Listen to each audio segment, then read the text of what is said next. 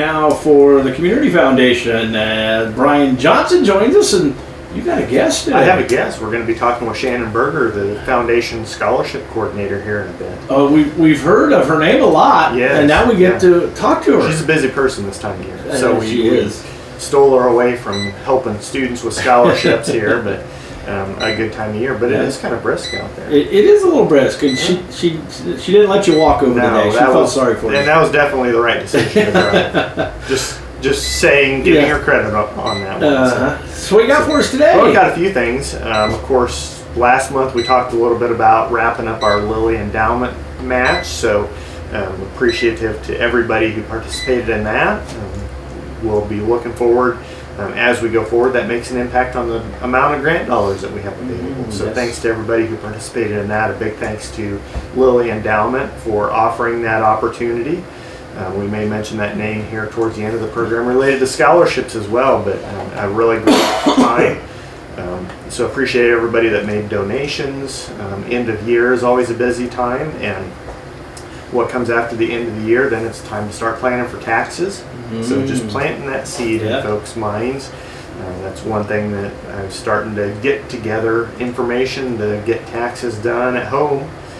And so if you're meeting with your tax professional, one thing we often talk about is helping save on taxes.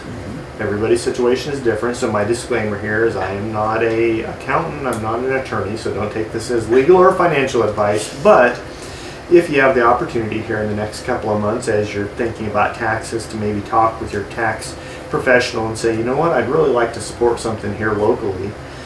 How is that going to affect my tax needs? And that could possibly save some taxes, give to something that you want to. I always say, you know what, the IRS isn't going to say, oh no, it's optional that you pay taxes. But if you make a gift, sometimes you can reduce the amount of taxes that your tax burden and give to something that you can see locally. So just putting that out there. There you go. Always a good time to think about that. So we're going to kind of have a theme today of scholarships. We'll be talking with Shannon about some specifics here in a minute, but I wanted to give you some examples.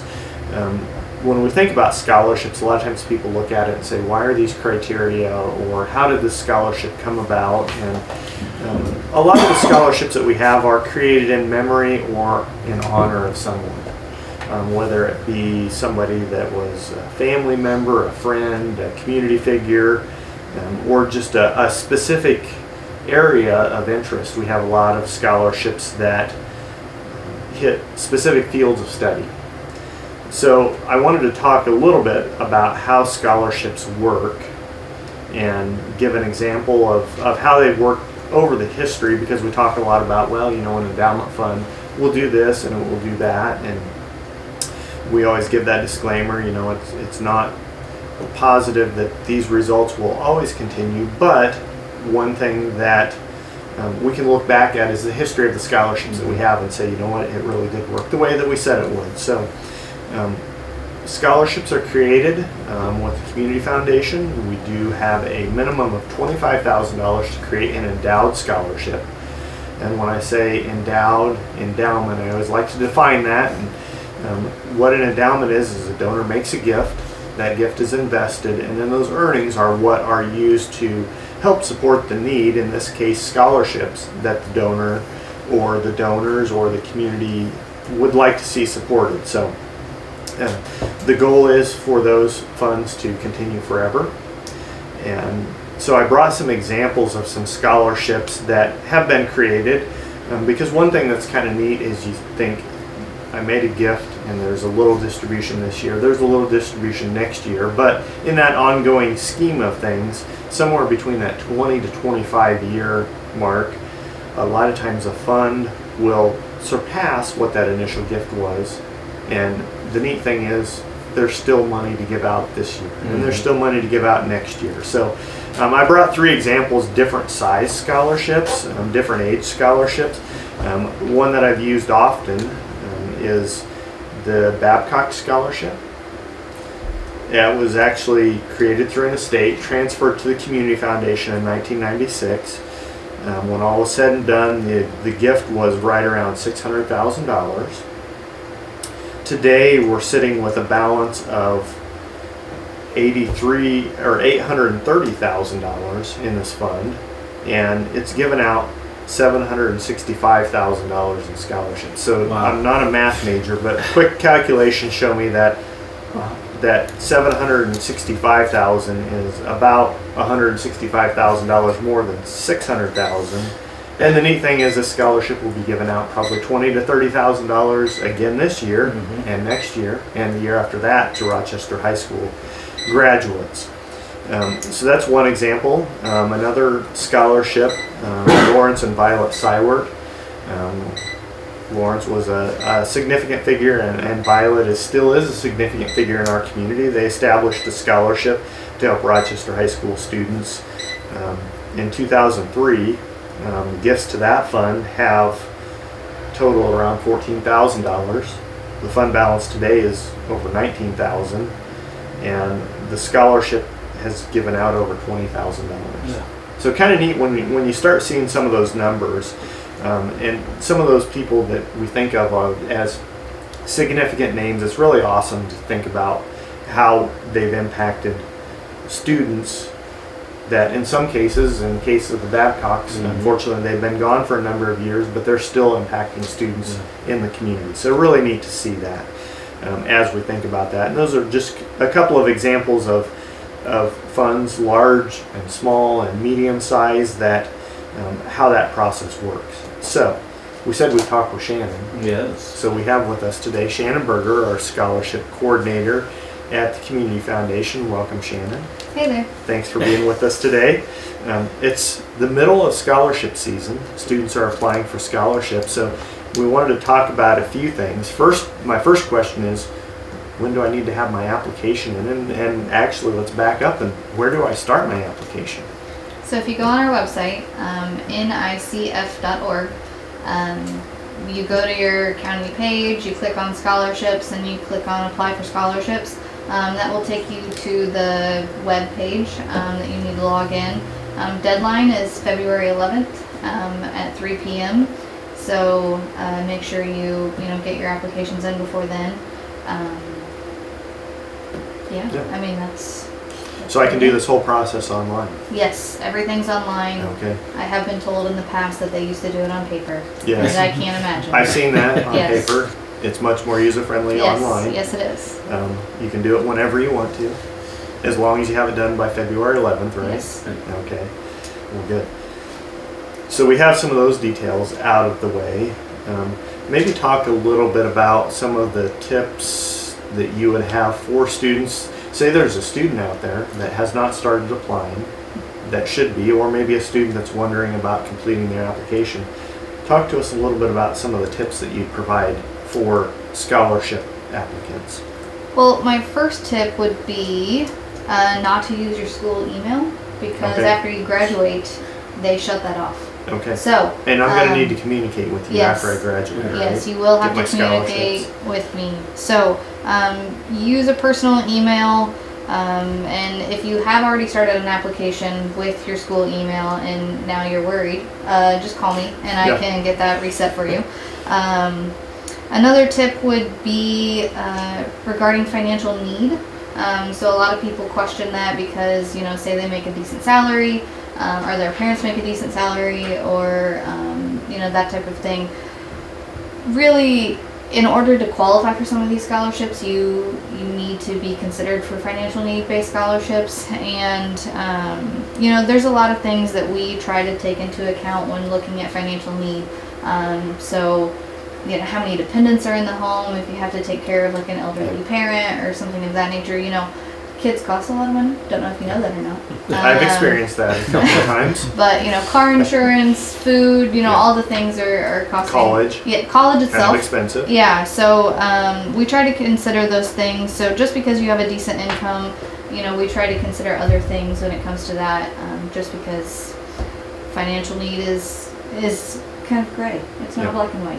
Well, you So- could be the second or third child in the family that is in Yeah. college, Correct. Yes. Yeah. which So- makes a total Yeah. difference. Yes, yeah. So we do ask for an SAI number, which can be found on your FAFSA form. and that number is needed because that's kind of like the one thing that we look at that everyone has to have.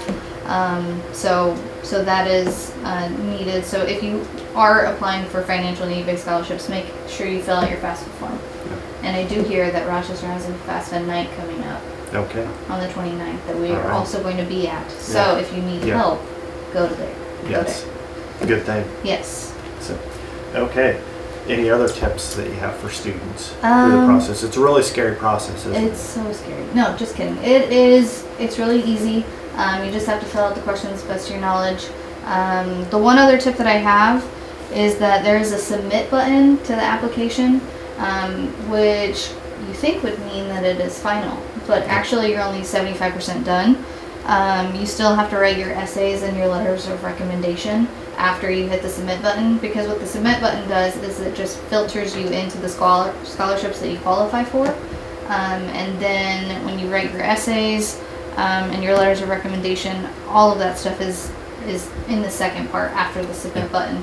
So with letters of recommendation, call your person ahead of time and ask if they can do a letter of recommendation Let them for know you. that you're going to be getting Yes, information. because if you Yeah. send them a random email, they may think it's spam. Yeah. So talk to them ahead of time and don't just assume that they're going to give you a letter of recommendation. So yeah, those are Yeah. pretty much my tips. When we had on our list to talk maybe a little bit about some new scholarships, we have a couple that will be given out for the first time this year. So Yes. share some of that information with Yeah, us. so we have 3. Cohen Kumler Scholarship Fund. It's for Rochester High School graduating seniors who are looking into welding and or a similar trade occupation. So it's kind of nice to see that, you know, someone's interested in the skilled trades because it is so needed. Yeah. And I think something to point out, a lot of times we have people say, well, I'm not going to college for a bachelor's degree. There are scholarships to help students that may not be the specific education path they're on. Yeah, so this one actually goes for any workforce certificate and or 1-year certificate or a 2 to 4 year program Yeah. too. So we kind of wanted to make sure that we were able to hit all the types of Yeah. certifications when it comes to the trades. And some we know that significant that's- needs in our community. Yes, absolutely. Another one is the George and Elizabeth Richter Mabee Memorial Scholarship. It's for residents in Fulton County, and all you have to do is attend a high school in Fulton County and or Tippy Valley, and have a certain GPA. So yeah, that one's pretty open and could help a lot of students. And then the Lawrence and Jane Brown Family Scholarship. It's also for residents in Fulton County and goes to graduating seniors from Fulton County High School and or Tippy Valley.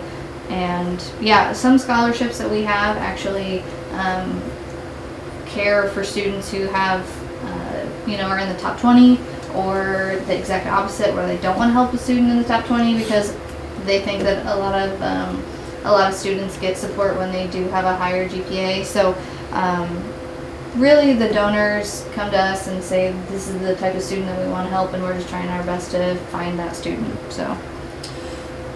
And tell us a little bit, we looked at some numbers from 2024. Oh yeah. Give us an idea of dollars, how many students, how many scholarships? Yeah, so between our summer and our endowment cycles, we helped 90 students in Fulton County with 160 scholarships, and there was a whopping total of $285,000 spent on scholarships last Wow. year. That's pretty cool. That's When awesome. you start thinking about the impact these donors have had Yeah. on students. So, And that's not including Lilly dollars. That is just local dollars that were given from donors Yeah. that are affecting our youth. yeah. Shana, let me ask you this one simple question. Is there ever a scholarship, and I know this is where the kids, hopefully some are listening because they're not in school today, but the ones that are, is there ever a scholarship that doesn't have applications? I know sometimes, you hate to see that, but kids sometimes may think that there's not one for them that really they could maybe qualify for. Yeah, so there are, our scholarships are pretty unique because the donors get a choice in who they want to support. So, you know, some years we didn't have ag scholarships that were given out because no one was going into ag, Okay. where, you know, some people could have applied, but they just didn't. So if you are thinking about going to college in any capacity, apply, Yeah. because there is probably a scholarship for you. But yeah, we hate to see a scholarship not being given out, Right. but you know, we can only do so much. They have to apply for the scholarship Sure. in order to give it Right. out. Yeah. And for some donors, it's very important that a very specific thing be supported, and that's really what they want Yeah. to see supported. Yes. So if somebody doesn't necessarily fit that, it may not help this year, but then it can help greater amounts in Right. future years Yeah. as well. So, Yep. yeah. So, Cool. okay, well, if somebody has questions about scholarships, how do they get a hold of you? You can call the office or call my main line, Okay. and you can email me at scholarships at nicf.org. Yeah. Well, we're speaking with Shannon Berger, our scholarship coordinator for the NICF. Any closing thoughts that you want to share? Yeah, I did want to brag about our Lily winner and our finalists. Amazing group of students. Yes, they were excellent.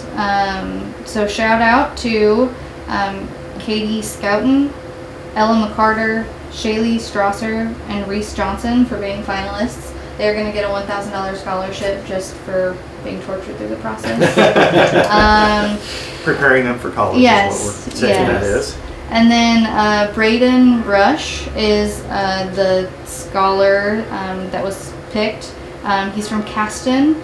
He did a whole mess of things while in school, like FFA, soccer, National Honor Society, track, cross country, band, drama, robotics, youth group, 4-H, the REMC junior board members. So Sounds like he was busy. he was very busy. And you see all these finalists have similar Oh, activities with all Yes. these things. So, yeah. Awesome. Congratulations to Braden. Yeah, on that. he hasn't picked a college yet. He has a couple more weeks to figure that out, but it's either between Purdue and Rose-Hulman because he's going to go into engineering. So he just has to figure out what's best for him. Awesome. So A really neat program that Yeah. Lilly Endowment has offered and works with community foundations to find those students locally. So we've been speaking with Shannon Berger, our scholarship coordinator, middle of scholarship season. Remind us where I find the application and when I should have it done by.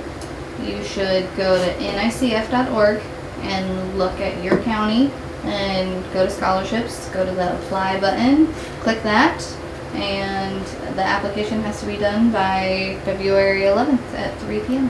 All right, and we look forward to helping students. One thing we talk about the financial aspect of it. You know, $280,000 is not an insignificant number, but I think also as students receive these scholarships, realize that somebody has looked over your application and feels confident that you're going to succeed. And so this is not only a financial boost, but a, hey, we believe in you Right. enough to the point where we want to support you and make this possible for you. So thanks to all the donors who have made these scholarships possible. Congratulations to the students. We'll look forward to in the springtime we get to go to the different high schools and hand out awards, and a really great time. So with that, we'll wrap up today. If you have questions about anything that we talked about today, in particular scholarships, give us a call, 574-224-3223. You can get Shannon on her direct email, scholarships@nicf.org. If you have questions, she's more than happy to help